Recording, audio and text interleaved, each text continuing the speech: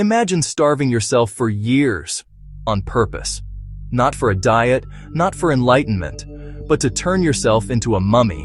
Sounds insane, right? Well, somewhere deep in the misty mountains of Japan, far from comfort and civilization, a group of monks actually did that.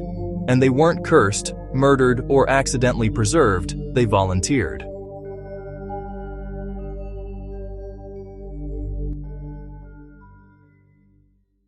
Meet the Sokushinbutsu, the self-mummifying monks of Japan. These weren't your average temple monks who spent their days sipping tea and meditating in peaceful gardens. These were ascetics who believed that true enlightenment meant complete mastery over death itself. They followed an ancient and extreme interpretation of Buddhist philosophy that taught, if you can detach from all human needs, even the need to live, then you can become a living Buddha.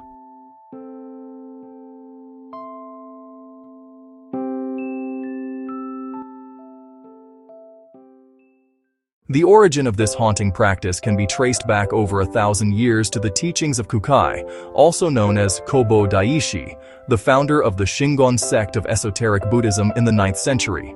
Kukai was said to have entered a deep meditation in 835 CE, refusing food and water until his body ceased functioning. According to legend, he didn't die. He entered an eternal trance, and his spirit continues to watch over the world. Inspired by this tale, later monks attempted to follow in his footsteps, hoping to transcend death and attain immortality in the flesh.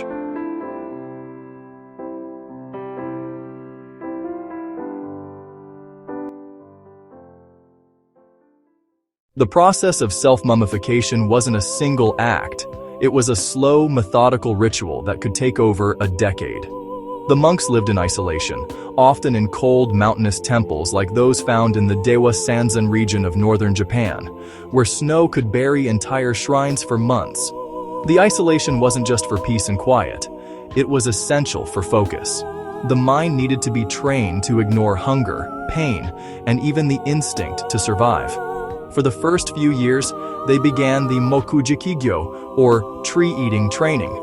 Their meals consisted solely of nuts, seeds, bark, and pine needles gathered from the forest.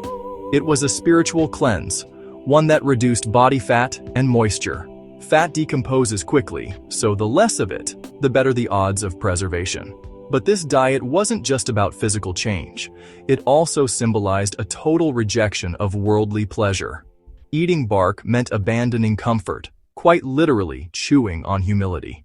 When the body became lean and skeletal, they moved to the next phase, the Urushi tea regimen. This part was brutal.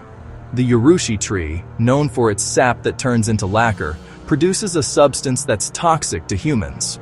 Drinking tea made from this sap caused intense vomiting, sweating, and dehydration. Over time, it coated their organs with poison, preventing insects and bacteria from consuming the body after death. In modern terms, they were embalming themselves from the inside out. The side effects were horrific. Organs failed, vision blurred, and muscles spasmed uncontrollably. Yet these monks endured it without complaint.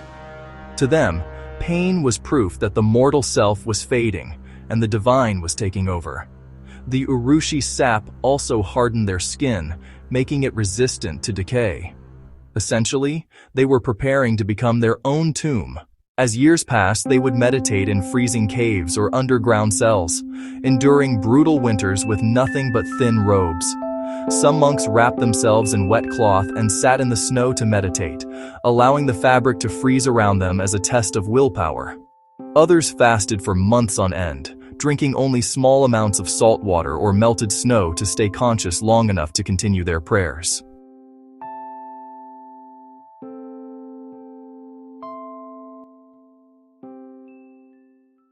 When they sensed that death was approaching, the final stage began, Nyujo. The monk would descend into a narrow stone chamber beneath the temple, barely large enough to sit upright. Inside, he would take the lotus position, holding prayer beads, and begin his final meditation. A small bamboo tube provided air, and beside him was a tiny bell. Every day, the monk would ring the bell to signal that he was still alive. His fellow monks outside listened in silence. One day, the bell would stop. That sound, the absence of sound, meant he had crossed over. The chamber was then sealed shut with clay and left untouched for 1,000 days, nearly 3 years.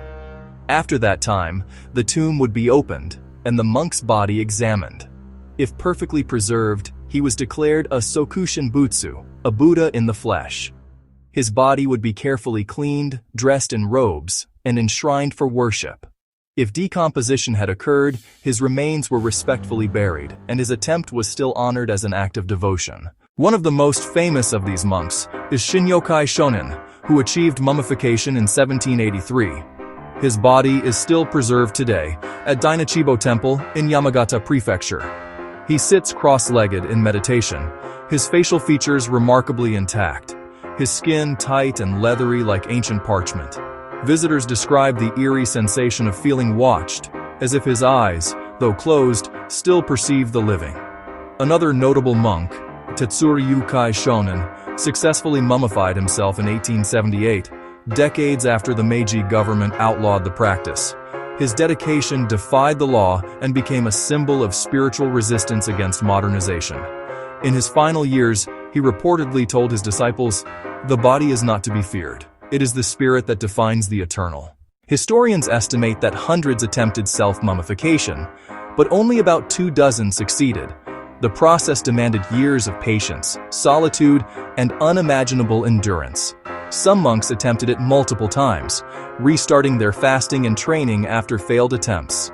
In some temples, records show monks who died before even reaching the mummification stage, succumbing to starvation or poisoning mid-process.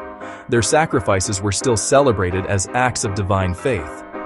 What's truly astonishing is how well some of these mummies have survived. Without chemicals, refrigeration, or modern embalming techniques, their preservation defies logic. Scientific analysis in recent years has found traces of urushi resin, low moisture content, and an absence of bacterial activity, factors that naturally prevented decomposition. The cold mountain climate also acted as a natural desiccator, drying their bodies slowly over time.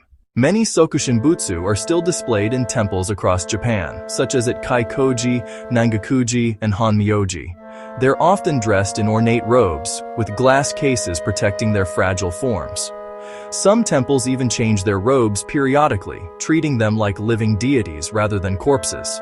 Devotees bring offerings, believing that these monks continue to intercede on their behalf from the spiritual realm. There's even a belief that some Sokushin Butsu still retain spiritual energy. Pilgrims claim to have witnessed their eyes briefly open, or to have felt warmth radiating from their hands during prayer. Whether myth or miracle, such stories persist, adding to the aura of mystery surrounding them. The government's ban on self-mummification in the 19th century didn't erase the reverence people felt. In fact, it made the few remaining mummies even more sacred. Some were hidden for decades to protect them from destruction. Today, they are recognized as cultural treasures, studied by scientists, yet worshipped as divine relics by believers.